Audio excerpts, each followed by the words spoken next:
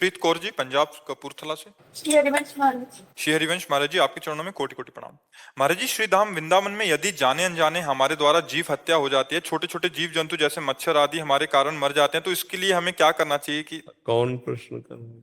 हाँ, इसके लिए प्रार्थना है। जाने और अनजाने में अंतर है। जाने में होने न पावे, जानने में होने न पावे, धाम के जीव हैं। अनजाने में जब हो जाए तो हमने सत्संग में उपाय बताया है कि वृंदावन के बाहर अगर गाड़ी से भी आए जाए हो तो वृंदावन के बाहर जाकर गाड़ी खड़ी करो और लौट कर वृंदावन की तरफ प्रणाम करो, पंचांग प्रणाम करो माथा रख के, और कहो हे वृंदावन धाम, हमसे जो शारीरिक मानसिक वाचिक अपराध बन गए हो वो क्षमा करो और कृपा करो कि अगर आगे से हमसे अपराध न बने। जानने के अपराधों को रोको। जैसे हम कह देते जाने अनजाने में, तो जाने में जीव हमसे न मरने पावे, अनजाने में अगर चूक हो रही कि जैसे हम चल रहे हैं वो पधार गया कोई, वो बात अलग है। जानने में कि अगर ये है तो हमको ऐसे, हम जब देख रहे हैं कि ये चींटियां टहल रही तो हम पोछा नहीं लगाएंगे, पहले फूल झाड़ू के द्वारा उनको हटाएंगे, प्रयास करेंगे।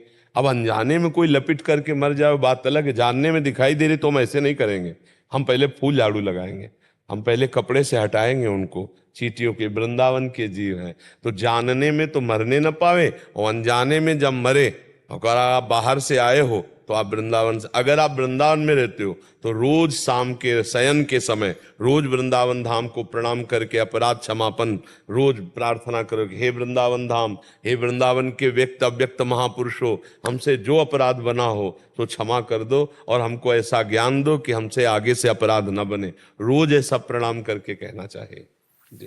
महाराज जी, इसमें फिर एक प्रश्न आएगा। महाराज जी, आपने बोला कि जाने में तो करने नहीं है जी, चाहे धाम हो या बाहर हो, अनजाने में अगर बाहर भी कुछ होता है महाराज जी, उसमें भी यही? हाँ, भगवान से प्रार्थना करना चाहिए, प्रार्थना कि करना चाहिए। अनजाने में महाराज जी मच्छर हाँ, भी मर जाता है, मक्खी भी। अनजाने में तो कई अपराध हो ही जाते हैं, पर जानने में ना होने चाहिए। अनजाने में तो हो जाते हैं कि अब जैसे पीठ में खुजलाहट लग रही, अब कोई कीड़ा बैठा हुआ है कि अब हमें तो पता नहीं, ऐसे किया और पच्चे से मर गया, तो अब वो पता नहीं था कि वो कीड़ा है, पर वो हत्या तो हो ही गई ना।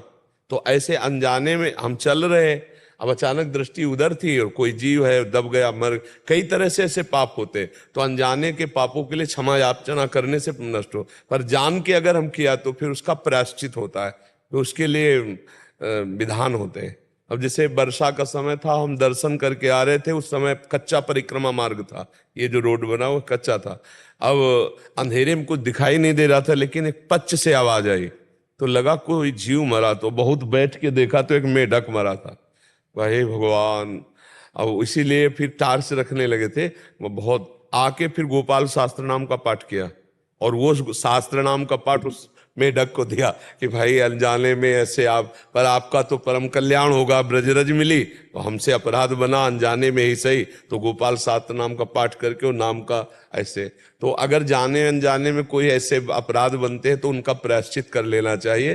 प्रार्थना से अनजाने वालों का प्रायश्चित हो जाता है, और जानने में आने वालों का भी प्रायश्चित पाठ है, कुछ ऐसे अनुष्ठान है, करके फिर उस जीवात्मा के लिए जिससे हमारा अपराध बना है उसे क्षमा याचना करते हैं। तो निष्पाप हृदय में भगवत भक्ति उदय होती है, निष्पाप हृदय में प्रेम उदय होता है। ये सब गलतियां होने के कारण इसीलिए न प्रेम उदय हो रहा है ना आनंद का अनुभव हो रहा है, क्योंकि कई तरह के जान करके अपराध हो रहे हैं, अनजाने में अपराध हो रहे हैं। हाँ, बहुत सारे महाराज जी ऐसे प्रश्न आते हैं कि आ रहे थे गाड़ी से, कुत्ता आ गया, हाँ, एकदम कोई, हाँ, उसकी वो हो गई, तो उसके लिए हम गोपाल सहस्त्र नाम या नाम जप या कुछ दे सकते हैं? 1 घंटा नाम कीर्तन बैठा ले, और कोई न हो तो 2-4 लोग बैठकर ही नाम कीर्तन करें, वो नाम कीर्तन उस जीवात्मा को दे दें, उसका भी मंगल हो जाएगा, आपका प्रायश्चित हो जाएगा, और आपकी जबान से नाम निकला तो आप भी पावन हो जाए। देने का तरीका मर्जी की हम सब जैसे कीर्तन किया, फिर इसके बाद जयकारा लगाया और हाथ जोड़कर अंदर से कि हे भगवान, वो जो जीवात्मा कुत्ता रूप में या अमुक पशु रूप में ऐसी लीला हुई, उसको ये नाम कीर्तन का फल प्राप्त हो,